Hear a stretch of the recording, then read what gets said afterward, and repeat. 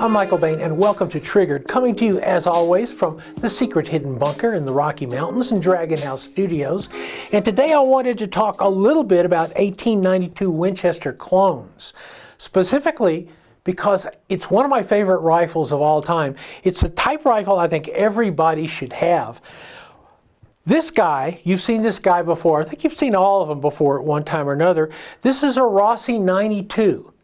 And it is in 38-357, and I've decided I'm going to give Rossi money, and it's going to live here with me. It's not going back, because I think it's a great little rifle. Now these are some of my other clones, and I frankly don't know how I ended up with so many Winchester 1892 clones. The only thing I can suspect is that they are breeding in the safes.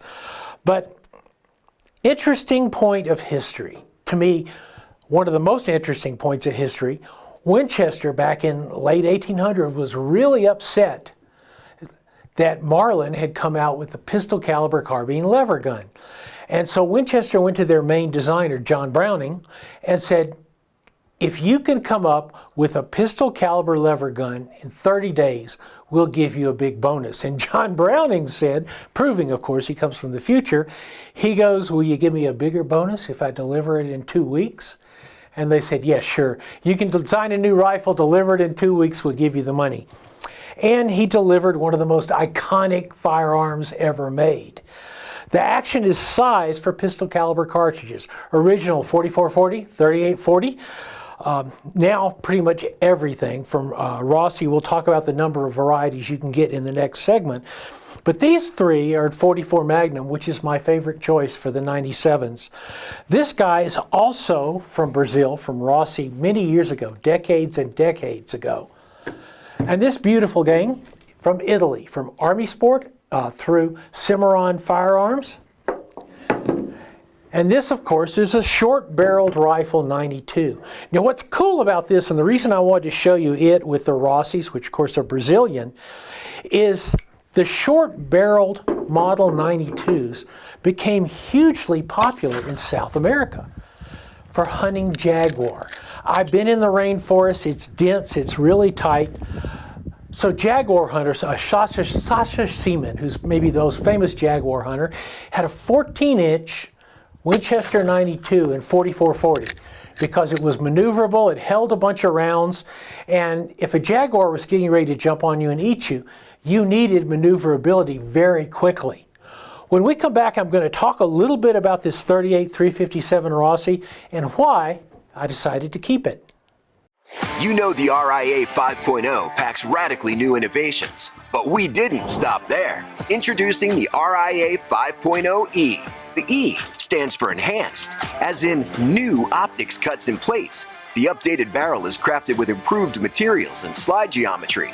The look and feel is also enhanced. Plus, new lightning cuts show off the updated match-grade barrel. Experience the enhanced RIA 5.0E today. Welcome back to Triggered, and let me give you the points of why I'm keeping this Rossi. It's 38-357, 16.5-inch barrel. It's threaded. And of course, you know, there's plenty 38 9mm suppressors out there at a really inexpensive price. The other thing I like about it, this is a triple black version, so it's already got a forward mounted rail. Always the drawback to the 92s where they're open top. So typically in the beginning you would see 92s with buckhorn type sights on them. Or if you were taking them for a longer range hunting, you would see ladder type sights on them. But for modern days, I think mostly if you're talking 44 Magnum, you're talking 357, or the Rossi also comes in 454 Casull, you're talking a red dot sight, you're talking an optic. Because realistically, you're not going to need a 4X, 6X, 8X sight to shoot something with a 357. That's why a dot is perfect for it. This is a Lucid L7 rifle dot, but really any dot would work. One that would work extremely well is a Holosun 510, which is a green dot and a donut. It's a great sight for this. Has a peep sight, so if you don't mount the dot on it really quickly, you already got the peep sight. Peep sights are really, really efficient. I like the fact that this gun comes with a recoil pad. And you're going like, yeah, because the recoil on that 38 Specials are brutal. Now, It's because when you shoot a lever gun, the gun stays on your shoulder. And you run it and you shoot it again, and you run it and you shoot it again. That's the way they're designed to work. So all the stuff my father taught me about taking it down and levering it down here and putting it back up, wrong. The advantage of the recoil pad is not that it damps the 38-357 recoil so well, but it sticks to your shoulder, which makes it perfect. The gun is Cerakoted. The alloy steel frame, barrel, all Cerakoted. This is a black painted wood stock. I could take it or leave it, but that's okay. The only thing I intend to change, well, two things. And first, let me tell you, never do it. See, this has got a safety on it. This is a stupid, redundant safety that lawyers or government people decided to put on the guns. Now, you should never, ever remove a safety, ever in a million years. But if you should remove a safety, there's a little cover that'll go right in there and fill up the hole. But don't do that, really, really. Safety's great. There's just a lot about this gun to like. It's coming in at a little over 6 pounds. I wish it was a 14-inch barrel, but it's not because of the National Firearms Act and a lot of moronic rules. But it's fast, it shoots well. I'll go with a regular size lever in it because honestly, you can run a regular size lever a little faster. The gun itself, MSRP's at about $1,000, maybe a little over. But if you look around, you can find really good deals on these guns. And you know what?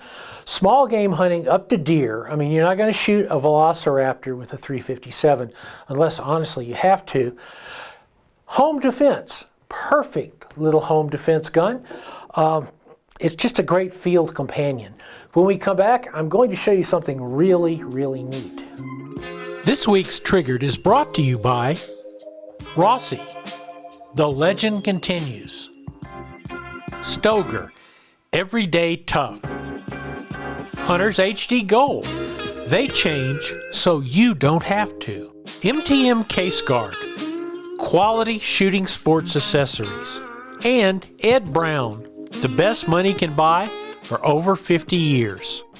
Welcome back to Triggered.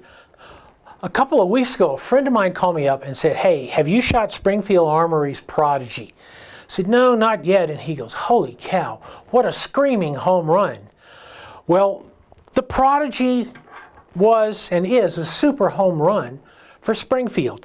It's 1911 platform, but double stack. And like you see with the STI, the staccatos, it's a forged steel frame with polymer grip inserts. Feels perfect in the hand.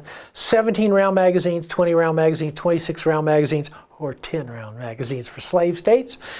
It's a great little gun. So the question is, how does a great little gun get a lot better?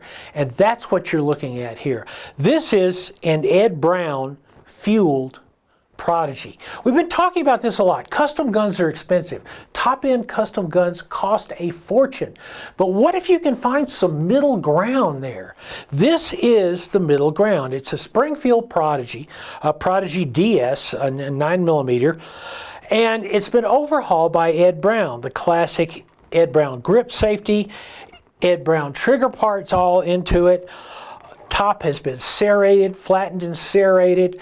It has what I would consider a near perfect 1911 trigger pull. It feels like it's on rails, by the way. It's been fitted back together. It's you can see in the barrel there, in that bull barrel, that eventually Michael will learn how to actually lock back a 1911. But if you look at the bull barrel, you can see that it's recessed there once again to protect the barrel itself. It has a reliability package in it, which means it's going to work. It also has been dehorned. It's smooth, it's comfortable. It's optics ready, of course. It's got a great set of sights on it. Think of this as we've been talking about, the concept of a mid-level custom.